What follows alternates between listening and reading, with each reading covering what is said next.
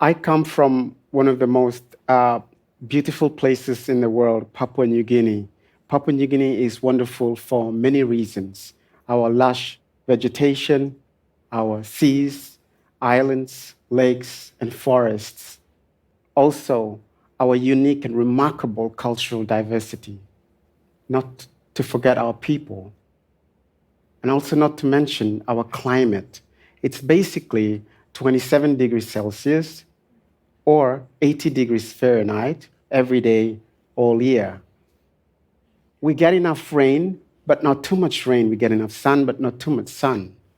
And if you were to live there, you don't necessarily have to turn your heater on in the winter, or you don't have to turn your air conditioning on in the summer. So I grew up in this paradise until I have to leave home to attain a modern education away from my home. After some years, I returned home to be with my people. I returned home, importantly, to be with my people to resist against a mining company that was proposing to extract minerals in the Frida River, which is a major tributary to the Sepik River, which is the longest river in Papua New Guinea. The Sepik River is the lifeblood and is our heritage. The people living around the area are called Sepik. Interestingly, that is our identity and our existence are intertwined with this unhurried body of water, this winding river. The Sepik is one of the last remaining intact and pristine freshwater ecosystem in the South Pacific region. It is a living memory of my ancestors who arrived on that island 50,000 years ago, or more than that. We are the indigenous guardians of that river, and so it is our calling to protect it from harm for our children who are yet to arrive from the future. I went home to be with my people to protect our livelihood and our heritage. But here's where the plot twists. When I returned home, the first thing I did was I wanted to build myself a house. People in the villages understood that I was away from home for a long time, so they advised me to build a house that was made of traditional materials, using traditional knowledge and skills. Many of the houses in my village still has roof made of thatched sago leaves held together by cane vines and other renewable resources from the nearby forest. The designs continue to change over time because of climate change. But I didn't listen to them. You see, I went to a modern school. I know more and I know better. So I built my house on high steel posts, iron roofing, and all modern materials. When my house was finished, they came and told me, "You are wrong." And funny enough, they were right. So in 2021, we had unusually strong winds, and my house got blown over, so it tilted sideways, and I lost some roof. Most of the houses in the village only experienced mild effects of this wind. I was really angry. I didn't listen to them. So here I was. I have to spend more money and more technology to get my house back on its post. In the same year, at the end of the year, I went for longer holidays from the town I worked in to stay in this house that I built. During the day, I found it hard to breathe because of the heat and the humidity. So I found myself spending more time at my cousin's place, whose house was built using traditionally designed materials collected from the nearby forest. So it had better ventilation, it was cooler, it was steadier during the wind, and it allowed the sound and the smell from the river, the lake, and the forest to go through. It was really pleasant. The thing is, what I know deep down about sustainable development and about the deep wisdom of my ancestors didn't connect with my head. I was doing what most of us do. We get educated in the modern world, modern education, and we think that, for example, climate change can only be solved by science and technology, or at least science and technology alone. Think about it.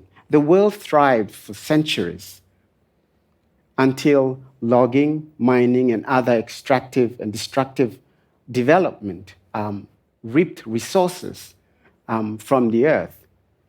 And here we are looking at experts who advised on that to advise to us about the solutions for climate change. Maybe we need to rethink about the definition of experts. Maybe the experts are the indigenous people who've lived lifetimes and centuries and who've protected the earth and who can help heal and save it now.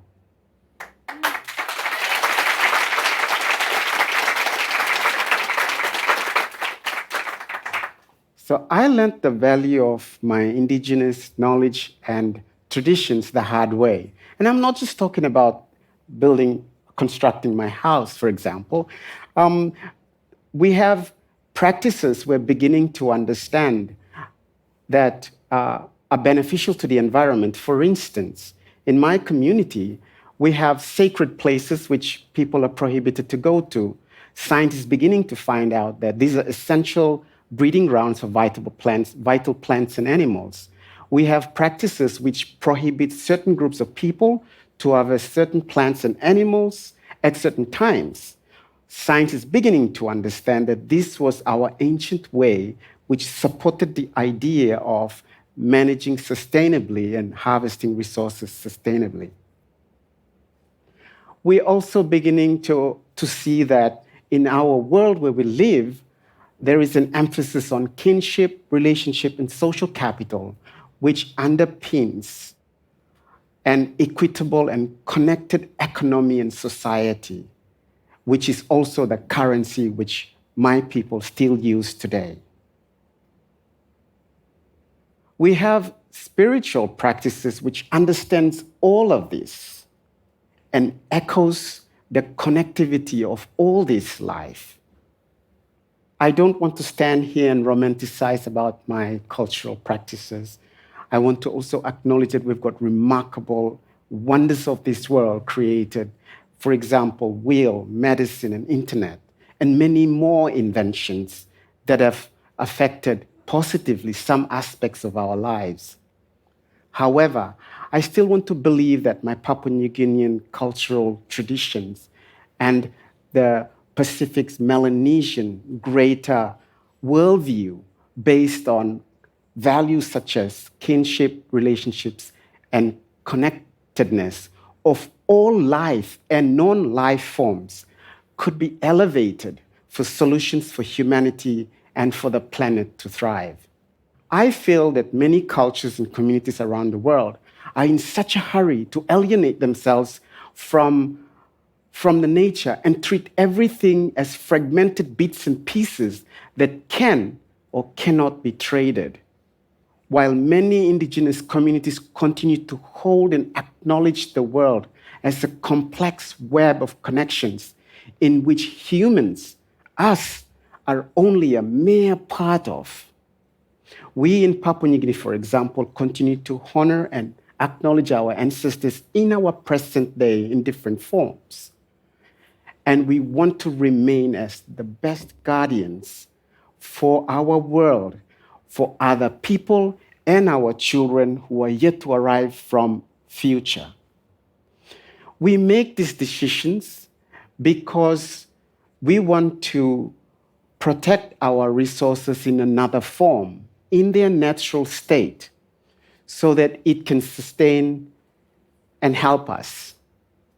We make this decision because this is who we are, because this has always been the way we lived. So it will be against our traditions, which I've talked about, for a company or a business to come in and rip all the resources out. We keep them in the ground so that everyone benefits and thrives.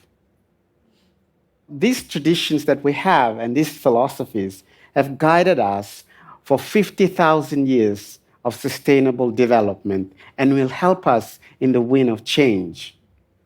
So here's my request to you. Stop thinking of us as underdeveloped, uneducated, uncivilized. And stop insulting our home, which are the rivers, the forest, and the lakes, by saying these are also underdeveloped and underutilized. In fact, our forests, for example, are the most sophisticated, efficient, and effective carbon storage facility in the world, in which no amount of science and technology can beat. And our traditional cultural traditions are so sophisticated, we've been able to use these to protect our forests and our resources.